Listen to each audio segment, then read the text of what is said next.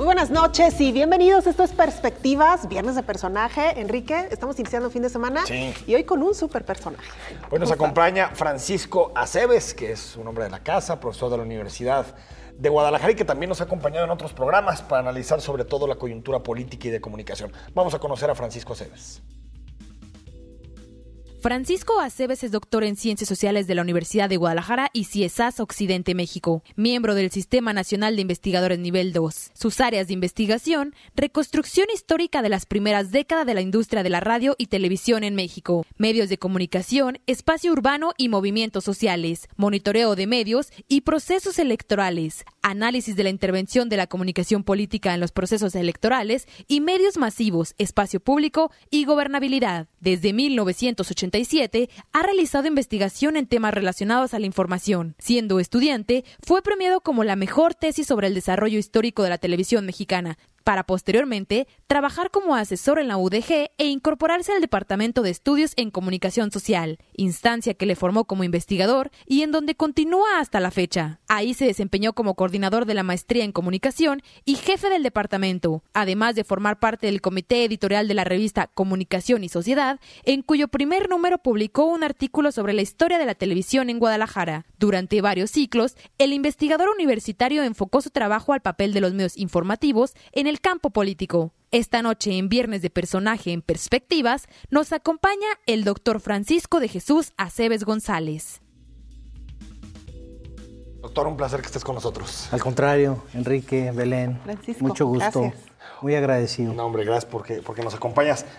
Platícanos, ¿desde cuándo te interesa esta relación entre comunicación, elecciones, política? ¿Desde cuándo empezaste a estudiar estos temas? Mira, básicamente cuando empecé a trabajar la cuestión de la comunicación, empecé con la historia de los medios, como decía ahí la semblanza. Luego entré a la maestría, que fue una maestría que teníamos sobre movimientos sociales, una maestría que estaba vinculada con la UNAM, con la Facultad de Arquitectura, y veíamos aquí la cuestión urbana, pero no desde el punto de vista de edificios, sino de procesos sociales, claro. Y veíamos los movimientos sociales. Y después, cuando entré al doctorado, cambié un poco el objeto de estudio y me empecé a interesar por el desarrollo de los procesos electorales, que tiene que ver, estamos hablando de 1988, 1990, o sea, cuando empieza a ver aquí todo el surgimiento y toda la dinámica y la competencia entre los procesos electorales, cuando realmente empieza a existir elecciones de alguna u otra manera. Recordemos la elección de 1988, que fue muy importante, famosa, ¿no? La caída del sistema, pero además con actores y candidatos electorales muy fuertes y muy sólidos y de muy alto carisma, como era Manuel Cloutier, como era Cárdenas, superior incluso a Salinas de Gortari, un proceso electoral muy discutido, con una sombra de ilegitimidad y de fraude electoral que todavía no se le ha borrado. Y ahí los medios de comunicación jugaron un papel importante, más bien en un sentido de sujeción y de sometimiento, pero también relevaron un poco la importancia y el papel que podían jugar dentro de un proceso democratizador de la sociedad. Entonces eso coincide un poco con el ingreso al doctorado de mi parte y entro por el objeto de estudio, por dentro del objeto de la comunicación política. Debo decirte que a veces me arrepiento de haber abandonado la historia de los medios de comunicación. Es que el campo de la historia es un campo muy noble, muy fascinante, de búsqueda, de encuentro, de recreación, de etcétera, etcétera. Y cuando te metes al cambio de la política, pues encuentras la miseria humana en su máximo esplendor. Claro, entonces, claro. Es un campo fuerte, es un campo con muchos intereses, con vivo, muchos aparte, intereses, ¿no? entonces, sí. Pero bueno, entonces entré en eso y me desarrollé. Entonces encontré que ese vínculo de campo, de comunicación y de política me interesaba sobre todo en esta confluencia el papel que tienen los medios para la democratización de la sociedad. O sea, mi interés fundamental ha sido siempre buscar, enfatizar, incidir, impulsar la dimensión democratizadora de los medios en los procesos políticos. Doctor, ¿crees que desde la década de los 80 que ya nos referías a la fecha, ha habido transformaciones en la cobertura de la información política, incluso en el comportamiento de los mismos actores? ¿Cómo se ha ido transformando la comunicación política en el contexto particularmente de las elecciones, yo diría? Bueno, en el caso de la cobertura, que sería uno de los aspectos de la comunicación política, otra sería la cuestión mercadotécnica, las estrategias de campaña, pero en la cuestión que lo que tiene que ver cómo los medios cubrían los procesos electorales, bueno, ha habido una transformación importante que yo diría como hay 2 o 3 momentos, ¿no? Un primer momento, bueno, era la sujeción y el sometimiento de los medios al partido oficial, ¿no? O sea, existen por ahí algunos estudios que se hicieron desde aquella época, de Trejo de Larre, el mismo Pablo Arredondo, sobre la cobertura exagerada a la acción del partido oficial, ¿no? En el caso de Salinas de Gortari, bueno, la televisión le daba el 93% de su tiempo. A Cárdenas le daba el 6% y además un tiempo para atacarlo, ¿no? Y para denostarlo, ¿no? Ya en el 94, cuando se da todo ese proceso de la ciudadanización del Consejo Electoral, del Instituto Electoral, y cuando se empieza a generar una serie de modificaciones, la cobertura se va acortando un poco más, ¿no? O sea, a niveles cuantitativos, pues sí hay una distribución. Siempre, de una manera consistente, el partido oficial, el PRI, se ha llevado la mayoría, casi consistentemente, pero ya entonces tenía una mayor, proporcionalidad, ¿no? Ya aparecía el PAN, ya aparecía el PRI, ¿no? Eso se da en el 94, así se da todavía hasta el 2000, y actualmente se sigue manifestando a nivel de cobertura un patrón con esas características, al menos a nivel nacional. Sí, se les da se les da una cobertura más o menos equivalente a la presencia electoral que tienen los partidos políticos, ¿sí? Eso, en ese sentido. Pues eso. Ha cambiado, perdón, nada más para precisar, no solamente los porcentajes de cobertura que son, digamos, un poco más equitativos, sino también en cuanto al contenido. Tú lo decías, no es lo mismo que todos tengan un 25% del pastel, pero ¿qué tipo de pastel es el que tiene cada uno, no? Ahí yo siento que todavía estamos quedando de ver. Yo soy muy crítico del monitoreo electoral que hace el INE, el Instituto Nacional Electoral. Porque llega un momento dado que el patrón o el modelo de monitoreo electoral que hace el INE es un modelo estrictamente cuantitativo. Simplemente se da porcentajes. En el 88 eso era muy importante, porque lo cuantitativo ya revelaba una dimensión cualitativa. Pero ya a partir del 2000, en el 2006 y en otros, ya no, un análisis simplemente cuantitativo no te dice nada. Claro. ¿Qué importancia tiene que el 35% y el 20% son porcentajes que no tienen ninguna trascendencia? En el año 2000 a nosotros nos invitaron aquí en Jalisco, el entonces Instituto Electoral de Estudio de Elección Electoral de Jalisco, a hacer el monitoreo de la gobernatura para el 2000. Hicimos ese monitoreo. Y nosotros introdujimos un elemento más de cualidad, que es los tópicos. O sea, es la nota, pero ¿sobre qué habla la nota? Claro. No solamente, si es una nota que tiene que ver con campaña, tienes una nota que habla de propuestas, si es una nota en la que está atacando a otro candidato. Y entonces eso nos permite a nosotros visualizar un poco más, ya no tanto la cantidad, sino la calidad de la información. Y ahí es donde nosotros empezamos a detectar que ciertamente a veces era la cantidad y además lo cualitativamente a favor como de... 2006, por ejemplo, como ¿no? El 2006 que Andrés Manuel es claro. Y Calderón tenían buena, más o menos igual, pero cuando veías de quién hablaban bien y de quién claro. mal, una de mis discrepancias con Trejo de Larre, que es mi gran amigo, es que él tiene un texto sobre el 2006 en el que él dice, a ver, pero si a Andrés Manuel se le dio más cobertura informativa. ¿Qué tipo de cobertura?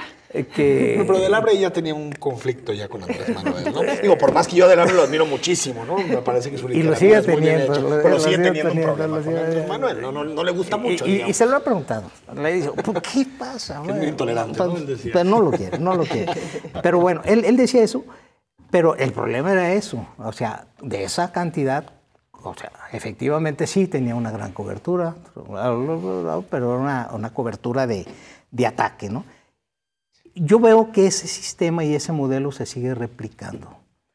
Y el problema está que de las pocas virtudes o de las escasas virtudes que pudiera derivarse del monitoreo de este tipo de actividades, sería señalar oportunamente, por eso son los informes cada determinado tiempo, aquellos elementos que para el analista político o el interesado en la democracia puede decir, aguas, aquí estás desvirtuando el proceso, ¿no? Como no sé si se acuerdan, lo hicimos en el proceso electoral. En 2015 me tocó estar de director, no fui el director de todo el monitoreo, pero sí fui el director de análisis. Establecimos y desarrollamos la propuesta que nosotros tenemos. Negativo, neutro pusieron. No, es que esa es la que tiene el INE, ¿no? Que ellos dicen, bueno, es positiva, negativa o neutra, pero quedamos en la misma. Y si tú te vas un poco, la nota, de alguna manera u otra, la mayoría se ajustan a un criterio periodístico, y entonces te vas a la neutralidad, entonces no estás diciendo absolutamente nada. No, nosotros nos metimos a más. Nosotros nos metimos a ver qué tipo de notas y qué contenidos tenían. Y entonces es donde estamos detectando que hay una campaña muy fuerte contra el Faro. Claramente en la prensa campaña local, sí, en la prensa y en los medios. Y en los medios, sí. Entonces nosotros veíamos... Un barda gay tuvo en ese momento, exacto. ¿no? Una barda muy importante. Que ya supimos qué pasó con la barda. Hubo toda una serie de cuestiones que nosotros en un momento dado dijimos, a ver, la guerra sucia en un momento dado viene a desvirtuar la calidad del proceso democrático, ¿sí? Y eso para mí me parece negativo, ¿no? Retomamos ahí. Okay. Estamos con Francisco Aceves, seguimos en Viernes de Perspectivas.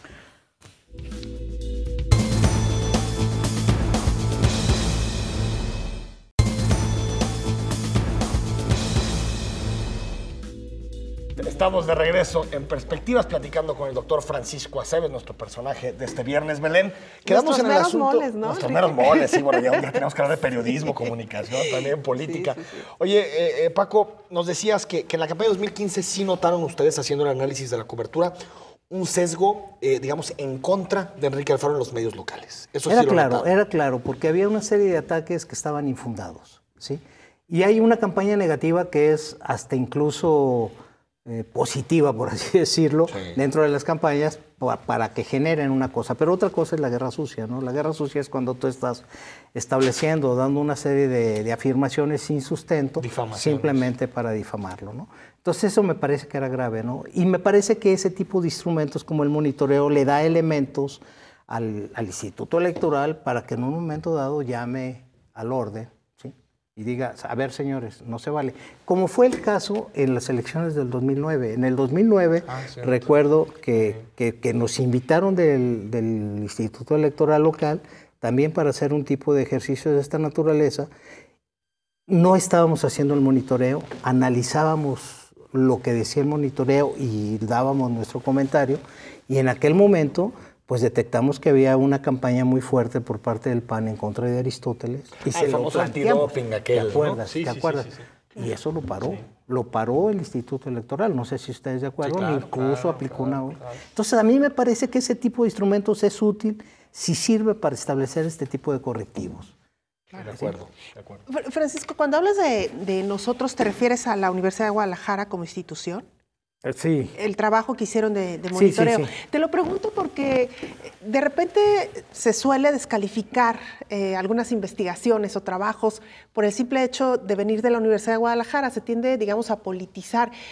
¿Cómo se sienten ustedes que están haciendo ese trabajo tan riguroso, tan académico y que luego cuando sale a la opinión pública, pues no faltan las voces? Ser licenciado, ¿no? Licenciado. Sí. Mira, a ver, ¿qué te puedo decir? En mis experiencias en el 2000 y en el 2003, que trabajé haciendo ese monitoreo, yo no sentí esa presión, ¿no? O sea, al contrario, yo creo que ahí entre los actores el hecho de que fuera de la Universidad de Guadalajara sí tenía como un aval, ¿no? O sea, un aval académico, un aval responsable. De hecho, yo no he sentido, por ejemplo, en el caso del monitoreo, incluso ahora en el del 2015, no veo ese tipo de planteamientos. Sí lo he visto en algún tipo, por ejemplo, en las encuestas electorales. Ahí se fue muy claramente ese tipo de cuestiones. Y a mí me preocupa personalmente, porque yo creo que sí es importante que se fortalezca y se le dé una real dimensión al trabajo académico de la Universidad de Guadalajara con los términos académicos de la Universidad de Guadalajara. La realidad es que también tenemos un grupo político identificado como el grupo de la Universidad de Guadalajara con intereses muy específicos, muy concretos en determinados partidos políticos, y a veces eso viene a contaminar, desgraciadamente, desafortunadamente, a la institución en su conjunto, ¿no? Entonces eso me parece que es que tengamos eso, es una especie de negativo que se tienen a veces algunos trabajos de la Universidad de Guadalajara, sobre todo aquellos que tienen de alguna manera una cierta incidencia en las políticas públicas, en las políticas sociales, ¿no? Ahora, ahí también es fundamental, Francisco Aceves, pues de alguna forma determinar cómo se han modificado, transformado el mercado de los medios de comunicación, ¿no? Porque ahorita está una discusión muy fuerte y que no hemos tenido en la ciudad sobre qué pesa más en estos momentos, la realidad virtual, redes sociales o los medios tradicionales. Desde tu punto de vista, ¿hay una dicotomía ahí? ¿No la hay? ¿Se retroalimentan? ¿O sí crees que las redes sociales están desplazando a los medios tradicionales en términos de generación de opinión pública? Esa es una discusión que viene desde que empieza a emerger Internet, ¿no? Lo que sí es cierto, y se puede decir así sin lugar a dudas, que hay una transformación estructural del espacio público. Que el espacio público concebido, primero como las plazas y luego con la hegemonía mediática, ya no existe más, ¿no? O sea, no es que haya varios niveles de espacios públicos, es un solo espacio público en el cual inciden toda una serie de procesos, de medios, de instrumentos de comunicación que va tomando diferentes características, ¿no? Yo sí creo que todavía en este momento los medios tienen una importancia muy fuerte y fundamental, ¿sí? Simple y llanamente porque son el principal canal de distribución de informativo a nivel generalizado. Todavía, porque el ingreso, el acceso, toda la cuestión del Internet y del ciberespacio es todavía limitado, ¿no? Lo que sí es importante señalar es que antes, hasta hace unos años, los medios establecían de una manera unidireccional la agenda de los asuntos públicos importantes. Decían, esto es lo que se hace y esto ya no lo tienen. O sea, el desarrollo de las redes sociales, no. Facebook, Twitter, por ejemplo, YouTube, vienen a erosionar esa hegemonía mediática, ¿no? O sea, vienen a disputarle el papel de la agenda y muchas veces son las redes sociales los que ponen el tema de la agenda. El caso de Ayotzinapa.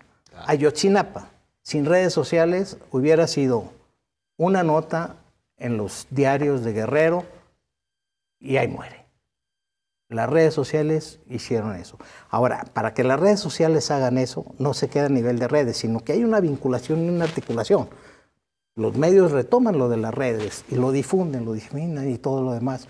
Entonces, esa es una serie de cuestiones que ha venido trastocando todo el debate que tiene que ver sobre la conformación de conceptos tan tradicionales como el de la opinión pública. Ya no podemos entender la opinión pública en los términos que se entendía hasta hace 20 años, 25 años. No, ya no. O sea, todo eso va cambiando.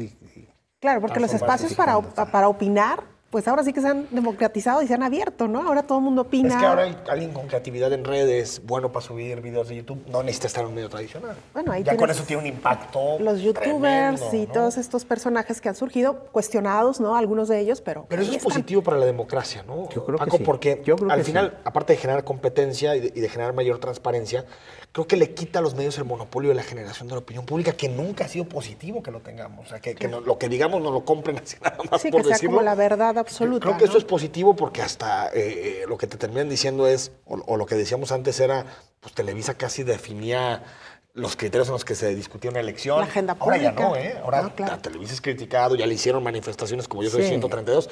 Sí. Se va transformando y creo que hacia mayor democratización, no hacia menos, digamos. Yo creo que vamos a decir, yo soy optimista en ese sentido, ¿no? Yo sí veo que los medios presentan esa dimensión de oportunidad de crecimiento y de generar una mayor democracia. Incluso, a veces así hasta me aviento a decir que el desarrollo de los medios, el desarrollo de las redes sociales, ese hecho de que cada persona puede emitir su opinión directamente a todo un conglomerado más amplio, está sentando las bases tecnológicas para pasar de una democracia de tipo representativo a una democracia de Directa. tipo deliberativo. Claro. Deliberativo, Deliberativo, en principio. Y en ese sentido, lo comentábamos, Enrique, en alguna ocasión, este famoso concepto de la posverdad. ¿Cuál es tu opinión sobre el mismo? La posverdad siempre ha existido. Sí, va. Sí, las noticias falsas siempre han existido. ¿Sí? Lo que pasa ahora con el tema de la posverdad es que esto se ha expandido mucho más por la capacidad que tiene de su reproducción. ¿Sí? Pero Digamos que en redes sociales es más fácil viralizar de pronto una noticia Exacto, falsa y que exacto, mucha gente la compre. exacto. Pero creo Pero- que va incluso más allá el concepto de posverdad de la simple mentira. Incluso es muchas veces la forma en que encuadras una discusión. exactamente, O sea, es la construcción de un... Exacto, como cuando sale la portavoz en la Casa Blanca con el asunto de la gente que fue a la toma de protesta de Donald Trump y dice, no, es que lo que nosotros decimos son hechos alternativos. Entonces tú dices, bueno, pues no hay hechos alternativos, hay una verdad y es un asunto muy complejo, ¿no? De entrarle porque es parte del debate público y del manoseo de los conceptos en el debate público. Sí, ¿no? pero vamos a decir que es un elemento con el cual que hay que lidiar, ¿no? Ahí lo vamos a tener. ¿No? Sí, no es algo que Y, va a y no es lo desaparecer, más eso central de... Y bueno, ahí yo creo también que es fundamental el papel del buen periodismo. Y esto lo estamos viendo en Estados Unidos. O sea, que sale Donald Trump, que salen sus principales funcionarios a decir cosas y ya están los principales medios de comunicación con su famoso fact-check diciendo esto es mentira, esto es verdad. Sí. Y para eso los medios de comunicación tienen que recuperar credibilidad. La revisión del discurso, ¿no? Que afortunadamente también ya se está extendiendo a América Latina, con Argentina, Sí. casos muy sólidos, en el caso de México con Animal Político, en fin. ¿Cómo ves en el caso de México el papel que tienen que jugar los medios de comunicación precisamente en esto, en tratar de desmontar estas posverdades que de pronto se construyen desde la política? Ahí sí no soy tan optimista cuando hablamos de los medios de comunicación en México, ¿no? Yo veo todavía unos medios bastante sometidos y bastante subordinados, con muchos intereses. Es que hay mucha lana, ¿no? Hay muchos intereses, entonces yo no veo, al contrario, yo veo una restricción y una represión un poco a la... Yo lo vi mucho ahora, regresando un poco al proceso electoral del 2015, los medios de comunicación generaron una especie de bozal informativo internamente dentro de los medios a los mismos reporteros, ¿no? O sea, hay temas que no preguntes, ¿no? Pero ¿no estás de que estás generalizando de todos los medios? Porque hubo medios que Sí, abrieron, bueno, a mí pero- me tocaba colaborar en algunos y nunca, por el Notisistema, eso nunca vi ningún bozal, digo. Bueno, en Notisistema fue donde yo vi una carta que decía a los reporteros esto, ¿Sí? sí, Yo sí. también no pasé por esa aula. fuiste invitado al grupo. Por ejemplo, hablando... No por digo, reportero, ser por conductor. Sí, yo cierto. yo lo vi ahí en una pared y decía lineamientos a los reporteros para ¿sí? la cosa. Hijo, qué tremendo. Fíjate, yo eso nunca Entonces- pasé por ahí. Y mira, y de los medios que se cree, a veces son los que menos, ¿no? No, a ver, había una gran bronca en el sentido de que la ley electoral es tan restrictiva del papel del periodista. había eso también. Que lo que Había te eso, decían eso era, vamos teniendo cuidado, que siempre que vaya de un partido vaya al otro, que siempre que alguien pida derecho de réplica hay que dárselo. Incluso, bueno, pues el PRD metió una demanda contra Notisistema porque su candidata no fue convocada a uno de los debates, cosa que creo que el medio tendría que tener toda la legitimidad para Totalmente no de convocarla. acuerdo, Pero totalmente de de ahí a que le dijeran al reportero, oye, no hables de estos temas, por lo menos ahí no me tocó. Ahí había un señalamiento. Bueno, vamos a ir al corte, estamos platicando con Francisco Aceves. Al regreso ahora sí nos metemos Ya, en el vamos a álbum entrar fotográfico para que nos platique. No hemos Asuntos hablado más nada de temas personales. personales con No, Paco. pero ahorita le Se me hace que entramos. nos está capoteando por ahí. Vamos al corte y regresamos para temas personales, Ustedes fotos pregunten. y demás cosas.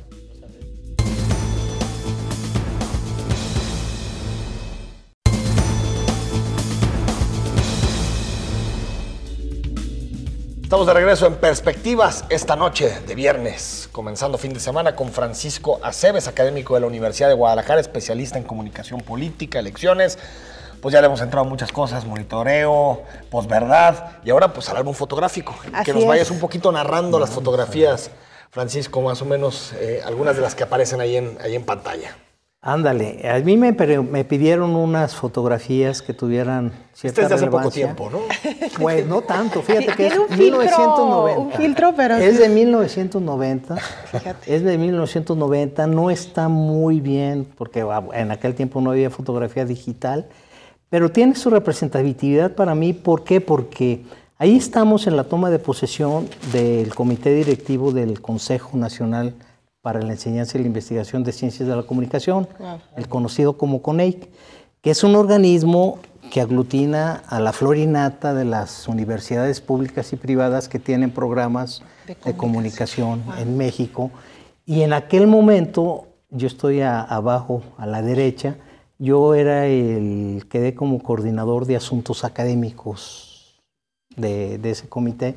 Y me parece que es importante porque para mí ha sido un vínculo institucional y con el cual tengo relaciones con varias universidades, varios colegas ahí.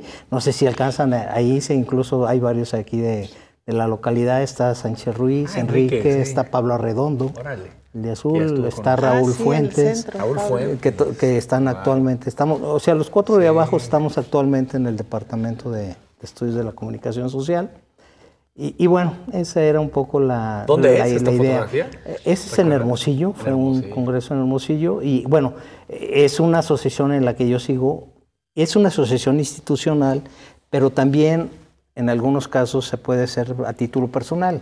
Entonces yo soy miembro honorario a título personal. Somos 7 a nivel nacional nada más los que tenemos ese rango. Esta es una nota de la Gaceta, ¿no? De Orgullo Universitario del 2005, cuando me dieron el premio emisario de la Universidad de Guadalajara. Digo, no, de la Universidad del Valle de Temaja. De la UNIVA, ¿no? No, sí, pero el premio comunicador del año. En el 2005, por parte de la UNIVA, que es mi alma mater. Fuiste profesor también de muchas generaciones. Sí, durante Coincidí mucho tiempo. en la época, no fue mi profesor, pero no claro que lo tuviste, ubicaba. No tuve, fíjate, el privilegio de viera clases, pero sí estuve en esa época. Órale. Así es, somos Nunca lo hubiera pensado. orgullosamente egresados de la UNIVA. Yo empecé estudiando en el ITESO, pero me retiré, me fui a Chiapas, bueno, por ahí va a aparecer la otra. Y cuando regresé terminé en la UNIVA, entonces por eso estoy en la UNIVA y para mí fue pues todo un reconocimiento, un orgullo haber tenido esa responsabilidad. Aparte egresado de ahí. Egresado de ahí. Sí. ¿Y aquí dónde estamos, Paco? Aquí estoy en mi periodo de consejero del canal del Congreso, que para mí también me parece que fue una de las experiencias interesantes que he tenido porque me permitió entrar un poquito a esa dinámica de las instituciones políticas en México, lo que es el Congreso. Debo decirles, por ejemplo, que para mí, que cuando íbamos a las sesiones, a las juntas, estuve de 2008 al 2014, como 6 años, y yo sentía que entraba a 2 mundos totalmente diferentes y ajenos. Cuando uno entra al ámbito de la Cámara de Diputados o del Senado, la dinámica, el mundo, lo que es eso, y sales a la calle en la Ciudad de México y estos cuates no tienen nada que ver con esta situación, ¿no? Por un lado. Y por otro lado, lo que me pareció interesante, eso todavía no es. La otra cuestión que me pareció interesante es que creo que ahí estamos desaprovechando un instrumento muy importante. Al final de cuentas, el canal del Congreso ha servido en gran parte para que la gente conozca un poco más allá de la acción del legislativo, ¿no? En un país presidencialista. En un país presidencialista y donde además los diputados son los peor evaluados. O sea, a nivel de confianza institucionales, los diputados los tenemos en la calle, ¿no? El canal sirvió para eso. Hicimos alguna encuesta cuando promovimos que se hicieron algunas encuestas cuando estuvimos como consejeros y detectábamos cómo había una variación en cuanto a la percepción del diputado entre quienes veían el canal y quienes no lo veían. Mejoraba sinceramente. Y una cuestión que a mí me gustaría aprovechar aquí tenemos canales desperdiciados. O sea, el Sistema Jalisciense de Radio y Televisión tiene un canal destinado al Congreso. Aquí en Jalisco hay un canal, hay una ya están como para que empiece a funcionar. Yo no sé qué están esperando los legisladores pues aquí. Con el sistema. No, pero los legisladores, sería que la Cámara de Legisladores estuvieran planteando esa cuestión. No, lo tienen. Hasta por pedagogía democrática, que es el Congreso, cómo se vota. Claro, deberíamos tener ese tipo de acceso. acceso. Es muy interesante. Quienes los veían aprobaban más que los que no lo veían. Interesante. Fíjate, y no pensaría que no. La que sigue, que es ahora sí la realidad de la calle, ¿no? Esa es la realidad de la calle. Pues es una de las cuestiones que yo he pensado que, sobre todo quienes estamos en la ciencia social y comunicación y política, no creo en una ciencia desvinculada de la participación activa. De acuerdo. ¿Sí? Entonces, a mí me parece, y escogí esa, aparte porque la catedral se ve muy bonita, Muy bonita foto. Estamos ahí participando el 20 de enero en una manifestación impresionante que hubo aquí en Guadalajara a raíz de Ayotzinapa, y que conformamos un grupo, Comunidad Kush, con Ayotzinapa, un grupo ahí con los estudiantes, los académicos, y participamos ahí como un evento. Me parece que es fundamental. Yo no entendería el trabajo académico o el trabajo científico sin la vinculación y sin arraigarme. Porque les pasaría lo que a los diputados, ¿no? Se encierran en sus curules y no ven más allá. Claro, sus cubículos. Tenemos otra fotografía. Cuéntanos, ¿esta de qué se trata, Francisco? Bueno, debería estar más paralela, ¿no? O sea, de hecho es vertical y aquí parece como un cuaderno. Bueno, esta me siento particularmente orgulloso, así por decirlo, porque es el número 1 de la revista Comunicación y Sociedad. No sé si conocen ustedes la revista Comunicación y Sociedad, una revista que ya está, que está en el padrón de CONACYT, o que ahora ya pertenece a esas revistas especializadas. Y esta fue la primera que en aquel momento, cuando nace Comunicación y Sociedad, nace como cuadernos del CEIC, del Centro de Estudios de la Información y la Comunicación, que fue cuando yo me incorporé a la Universidad de Guadalajara en el 86, 87. De hecho, el 1 de mayo cumplo 30 años, pues ya. De profesor. De pues este es el primero en esas épocas. Ese es un trabajo que era sobre la televisión en Guadalajara y es el primer número. Y es interesante también porque todavía sigue siendo una referencia sobre la historia de los medios. Era lo que estaba trabajando. Y esta... Esta es una que me hizo un alumno. Este es una caricatura que también es ya de hace algunos años. Todavía tenía el pelo negro. Y bueno, así me vio, así daba mis clases. Impartiendo cátedra. Teoría de la comunicación, y que para mí también ha sido una de las cuestiones muy satisfactorias, ¿no? O sea, yo creo que una de las... Castells, cuando recibió el honoris causa en la Universidad de Guadalajara, él decía que si él reivindicaba algo de su actividad académica era la docencia. Sí. Y es cierto. Porque además, otra cosa, para mí la docencia fue la que me formó académicamente. Yo aprendí por la docencia. ¿Sí? Entonces, no al revés, ¿no? No al revés, ¿no? O sea, realmente la docencia es la que te va exigiendo, pues, que vayas creciendo. ¿Y por qué tantos, por ejemplo, de pronto SNIs de algún nivel se desvinculan de la docencia? Porque no la entienden, porque no saben qué es lo que no, sirve. porque digo, de pronto dices, porque este SNI no da clases o da ya el doctorado y un pequeño seminario. Bueno, yo ahorita ya estoy mucho más bajo, ¿eh? Porque porque aparte, bueno, también... va consumiendo. Sí, y además ya ya aportaste, pues, ya tuve los tiempos en que daba mucha docencia, ahorita ya soy un poco de los menos.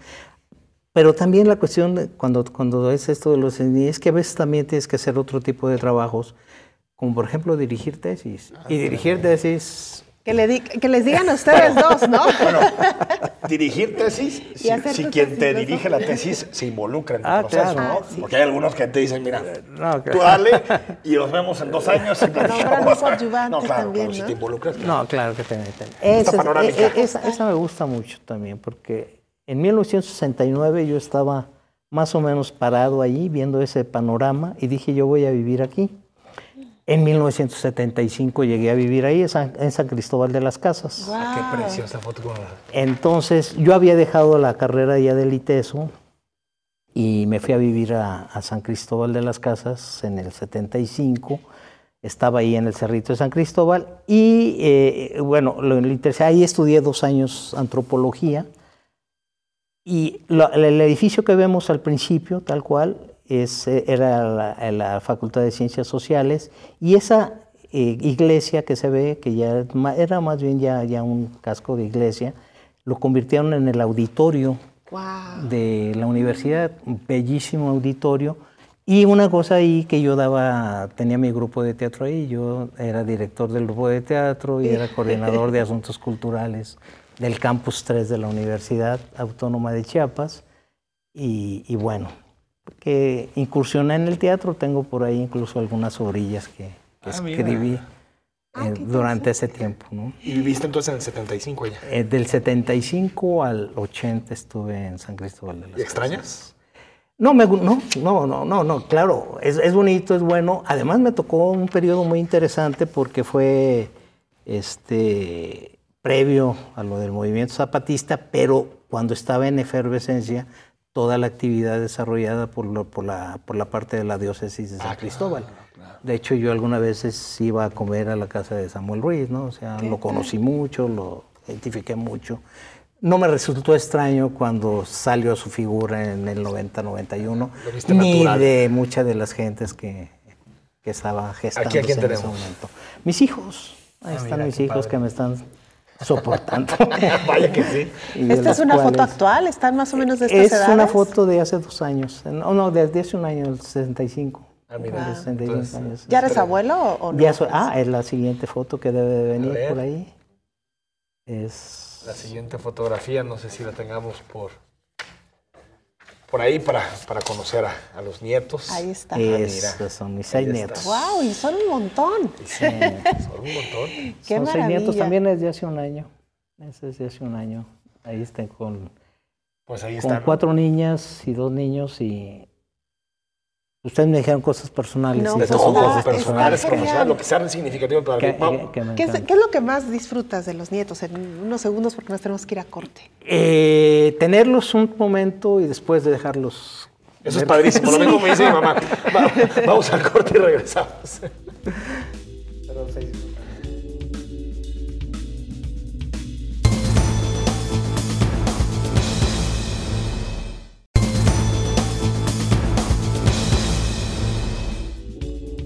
Estamos de regreso en Perspectivas, ya vimos las fotografías y ahora, Belén, las preguntas personales. Sí, Francisco, cuéntanos, ¿dónde naces? ¿Qué recuerdos tienes de tu infancia? Nazco aquí en Guadalajara, el ¿Eres 5 de tapatío? octubre de 1950. Nazco ahí en el sanatorio Colonias, que está sobre la calle de Hidalgo. Pero mi infancia la vivo en el barrio de San Antonio. En el barrio de San Antonio.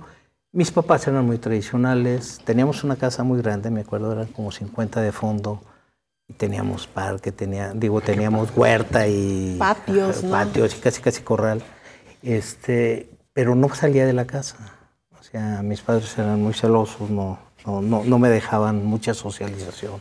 Ahí tenía amigos que veíamos ahí, todo eso. Estudio en el Unión, en el Colegio Unión de las Hermanas Michel. Las pegonas, le dicen, pero no es cierto, eran muy estrictas. Pero no te pegaban. Yo recuerdo, alguna vez me llegaron con dar un reglazo. La letra con sangre entra, ¿no? Exactamente. Estuve por ahí, luego estuve en el Unión. Durante esa época también fui lobato con los Boy Scouts. Y bueno, recuerdo que éramos socios del Club Guadalajara, entonces ahí aprendo a nadar. Mira. ¿Cuando eras niño soñabas en ser algo de adulto? La verdad, Pues yo decía que iba a ser cardenal o papa. ¿Qué tal? Ah, ¿de verdad? Órale. Mira. Mira, o sea, a mí se hace que la ruta de Samuel Ruiz no te lleva para allá. No, todavía ni siquiera lo veía. Ni siquiera De la lo veía. teología. No, ciertamente había una formación religiosa, digamos, fuerte, pero no dogmática. No, tenía un tío obispo, un tío de Morelia, obispo, tenía familiares sacerdotes, hermanos religiosos, en fin, etcétera, etcétera. Entonces, para mí era así como una especie de cuestión. Otra cosa que me gustaba era ser cirquero, por ejemplo.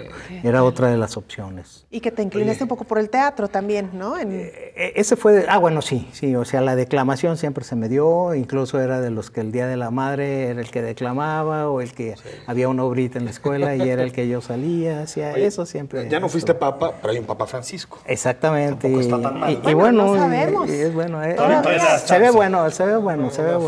¿Estudiaste alguna vez, digo, ya sí, seriamente enfilado hacia la carrera de sacerdote o no? Pues nada más se quedó. Estuve pensando en poner ahí una foto donde estaba yo de seminarista. Estuve en el seminario con los carmelitas descalzo. Yo pensaba un momento de ser fraile y ser fraile como de mi clausura. Estuve un año con ellos. ¿Y queda algo de esta época, Francisco? Yo creo que es muy importante. O sea, hace poco estaba revisando revisando mi biblioteca, o sea, tratando de ordenarla y todo lo demás, y me pongo a leerla y me puse a ver, o sea, abría algún libro y luego veía fragmentos subrayados de diferentes textos, uno de Regis Debray, otro de Lenin, otro de Rosa Luxemburgo. Y entonces decía, caramba, ya lo leí yo, entonces. Y caí en cuenta de que muchas de las cosas con las que yo soy, de las que yo pienso, con las que yo enmarco los acontecimientos con los que me veo, de ahí vienen. Y yo creo que mi formación religiosa, sobre todo con los carmelitas descalzos, que estaban muy metidos en el rollo de Santa Teresa de Jesús, San Juan de la Cruz. De hecho, San Juan de la Cruz sigue siendo para mí uno de mis maestros de la metodología, por aquello que decía, para llegar al lugar que no conozco, debo de recorrer el camino que no conozco, que es la propuesta metodológica más sensata que se me hace. Claro. Entonces, te das cuenta de que todo eso te ha influido, ¿no? Entonces, yo creo que sí no soy creyente, actualmente no tengo, ya soy escéptico en ese sentido, cero, pero yo creo que sí hay una serie de valores personales, individuales, que vienen de allí, que se nutren de allí, que me conforman, ¿no? Que me han conformado. Eres escéptico, pero no eres anticlerical, digamos. No soy anticlerical, soy antidogmático. Y crítico tal vez de la institución. Ciertamente, muy, muy crítico de la institución. Y para alguien que se ha dedicado a estudiar los medios de comunicación, pues esta pregunta quizá puede resultar con un interés mayor. ¿Lees periódicos? Y si los lees todavía impresos, ¿por cuál empiezas? Cuéntanos un poquito esta dinámica de cómo te informas. El único periódico impreso que me llega es en ETR, porque colaboro ahí cada semana. Las intuiciones. Las intuiciones. Sí, intuiciones, por cierto, ¿no? Es el único que veo, pero sí reviso diarios. De menos reviso a nivel, bueno, me encanta, estoy muy metido con España, entonces reviso el diario y El País, así como de obligación. El diario, qué bueno. Sí. Bueno. Aparte se mantiene de cuotas. No, además me encontraron noticias en el diario que reproduce del Guardian, por ejemplo, sobre cuestiones de México que en México no las vemos. De acuerdo. Entonces, pero a nivel nacional veo el Milenio y ¿cómo se llama? Y la jornada. No, el Universal no tanto, es muy tendencioso. Siento a veces que de repente no tanto Reforma y Mural, no, porque cobran y estoy renuente a pagar la verdad, pero Milenio sí. Y a nivel local, bueno, también el Milenio local, el Informador, sobre todo el domingo, dominguero. ¿Ideología? ¿Te defines de alguna forma? Sí, de izquierda, definitivo, pero de izquierda, no de la electoral, porque lo que tenemos ahorita es un remedio, una simulación, ¿no? Yo creo que la gran desgracia de los partidos políticos en México fue precisamente la pérdida de identidad doctrinaria e ideológica. Todos se fueron a un centrismo y lo que tenemos es un masacote que ya no hay una identidad clara. Totalmente. O sea, por eso me interesa España, ¿no? Porque España yo lo veo todavía con esa... Y ves los debates parlamentarios, y ves las posiciones, y ves los conflictos. Acá no. Se discute Estado, mercado, derechos, libertades. Claro, Acá lo que tenemos es un centrismo, derecha y izquierda, pero... Que de pronto simulan que van por un lado y para otro, y después nos damos cuenta. Me parece una enorme pobreza en cuanto a la oferta ideológica, ¿no? Por ejemplo, lo que tenemos ahora es un pragmatismo. ¿Cómo ves a Morena, por ejemplo? Yo a Morena la veo como esa izquierda electoral, pero fundamentalmente populista. Populista en términos quizá de Laclau, un poco pensándolo en ese tipo de situaciones, no necesariamente peyorativamente, pero sí no como una expresión de izquierda, no como una expresión de avanzada, no como una expresión de modernidad. Más nacionalista, revolucionaria. Todavía, y juarista inclusive, yo diría, ¿no? O sea, hasta en ese sentido, o sea, entonces es algo que como a veces le dicen, pues de lo menos peor, lamentablemente, ¿no? Bueno, para algunos el término juarista sería positivo. No sé si lo digas en ese sentido. No, sí lo digo en ese sentido, en el sentido de reivindicación, de la austeridad y de la honestidad y del sentido patria, ¿no? Sí. ¿Película? ¿Alguna película que te haya marcado?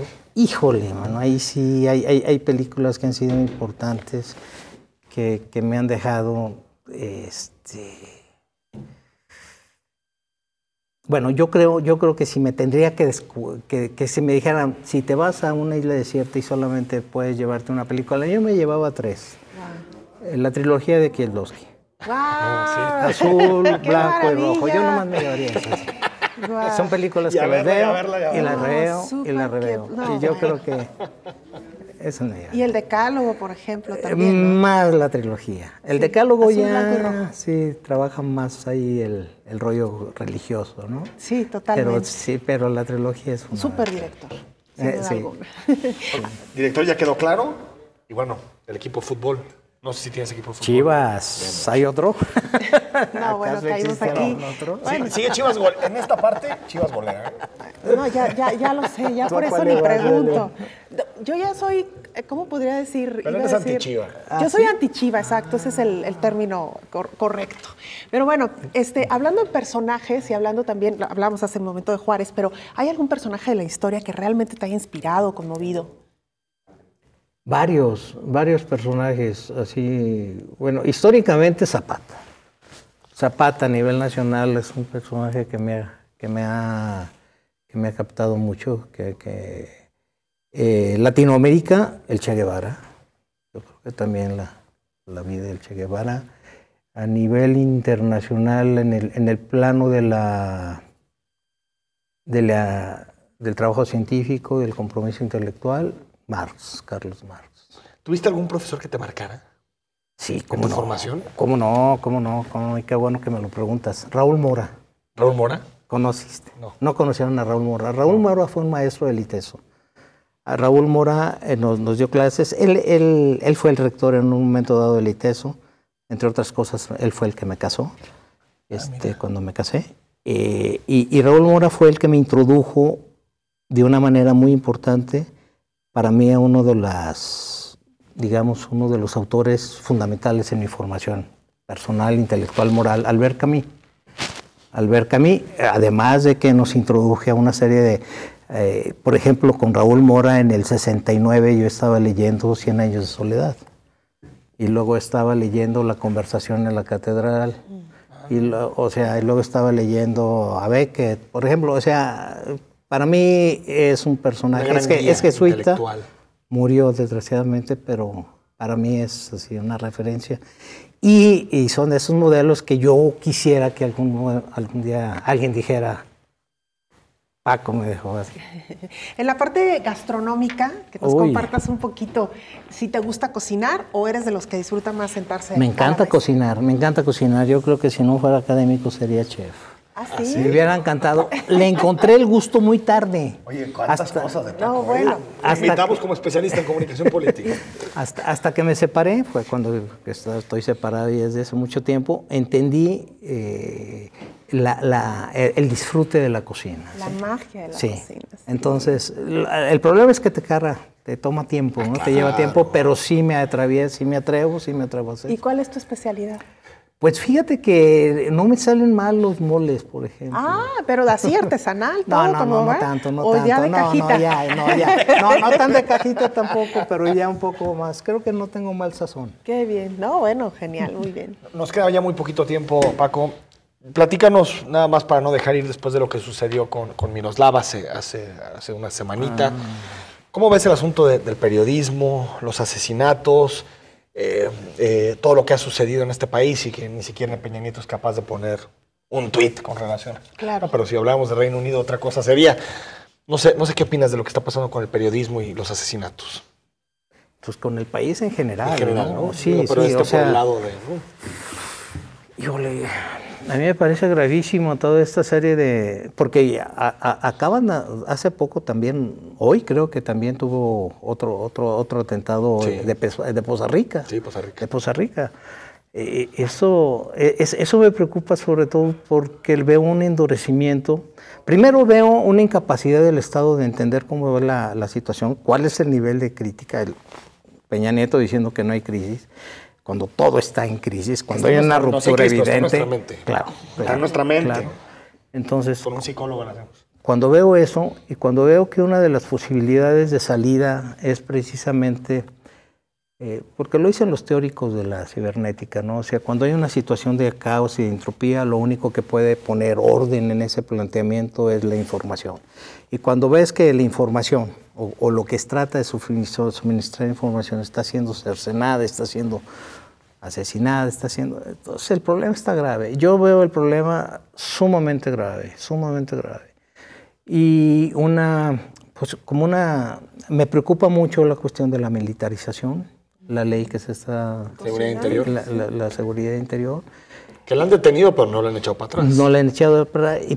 Pero otra cosa también que me preocupa, que está esta ruptura del tejido social clara y abismal. O sea, por ejemplo, para mí fue impresionante que frente a esta bronca o que esta cuestión que tenemos frente a Trump y el ataque directo, cuando se convoca a una manifestación, lo que se aprecia y lo que sale es la ruptura, ¿no?